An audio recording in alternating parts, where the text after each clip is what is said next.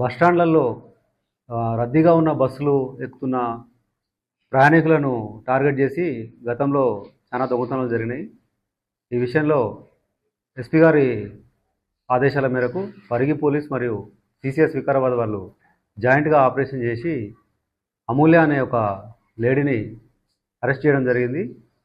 గతంలో పరిగి బస్టాండ్లో, వికారాబాద్ బస్టాండ్లో ఎవరైతే వివిధ గ్రామాలకు వెళ్ళడానికి గాను బస్సులకు ఎక్కడప్పుడు దిగేప్పుడు వీళ్ళు రద్దీగా ఉన్నప్పుడు ఆ రద్దీలో వీళ్ళు కూడా ప్రయాణికులలాగా వాళ్ళతో పాటు ఎక్కడము, అక్కడ ఆ అవకాశాన్ని చూసుకొని వాళ్ళ దగ్గర ఉన్నటువంటి బంగారు నగలు మరియు క్యాషు, సెల్ ఫోన్స్ ఇవన్నీ దొంగతనాలు చేస్తుంటారు.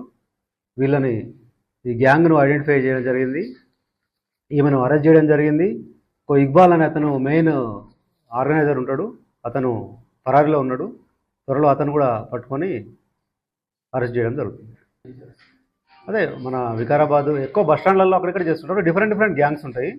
మనకు దొరికిన ఆమె మన దగ్గర మాత్రం 5 అఫెన్స్లు చేసింది.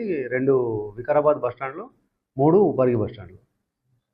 మెయిన్ ఎవరైతే ఇక్బాల్ ఉన్నాడో వాడు దొరికితే వాడేంటంటే డిఫరెంట్ వాళ్ళతో డిఫరెంట్ ఏరియాలలో ఆపరేట్ చేపిస్తుంటాడు. ఒక్కొక్క టీంతోనే ఒక్కొక్క ఏరియాలో ఆపరేట్ చేస్తుంటాడు. అదే మనకు ఈ టీమ్స్ ఎస్పీ గారు టీం ఫామ్ చేసింది కదా, సిసిఎస్ అండ్ పరిగి పోలీస్ జాయింట్స్గా ఎఫర్ట్ చేసి